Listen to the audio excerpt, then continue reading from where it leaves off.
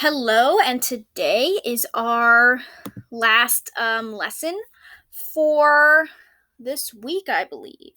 We are going to cover citing your sources. So, as I stated in other videos, copy and paste the link in your digital ELA menus so you can go back to them. And also, I can see whether or not that source is legitimate. We went over the domain names .com, .gov, .edu, .org would help us determine whether or not the article we got off that website is reliable. Now we're going to have a brief introduction to citing your sources, which means basically going to tell us who wrote it, when it was published, the publishing company. We're not going to get into an extended citation really, but we're going to cover the basics of what citation should look like. It's going to get more complex as this unit goes on.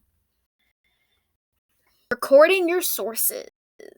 Besides, you can always say recording your sources. It's keeping track of things. The reason we want to cite sources with authors' names or publisher names is because, let's say we lose a domain name, like nationalgeographic.gov. If we look at the author's name and the publisher, it's probably going to be easier to find the article again. For a digital source of video, here is our example format, and these are not legitimate titles to anything. It's so put together to show you as an example.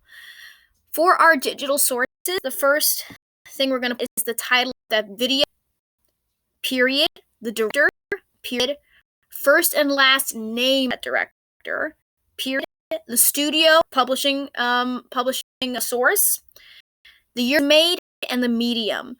So like medium, I suppose, would be like what sort of high definition it was. Overall, that's not the major concern here. Title of your video, director, studio, year, medium. We're just going to post the link, put the link in there. Here's my example. As soon as this gets away, come on.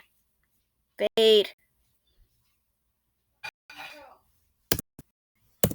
Earthquakes by Will Smith, National Geographic 2020, with the hyperlink www.earthquakesvideo.edu. Not a real source, but this is the basic way we're going to see it and what it's going to look like. For your articles, it can be a little trickier.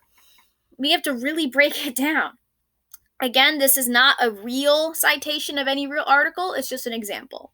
We're going to put the name of the author, the title of the article, name of the website you found it, and the page number if you can find one, and the year that article was published on that website. So here the name of our author is John Doe. He published Earthquakes and Tsunamis. National Geographic, the website, page 1 to 3, if you used all those pages in that article, 2020. Very simple.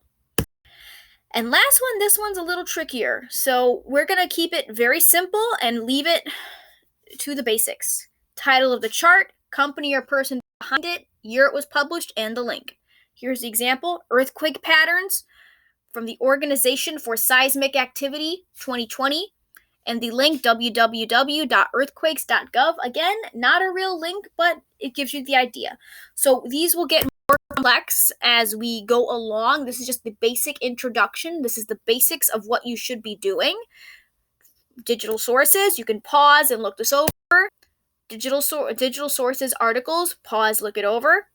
And visual data. This does include your graphs, diagrams, charts, anything that you choose to put in your ELA articles. All right? So again, stay safe, stay healthy, stay in quarantine, and I'll see you in class when this is all over.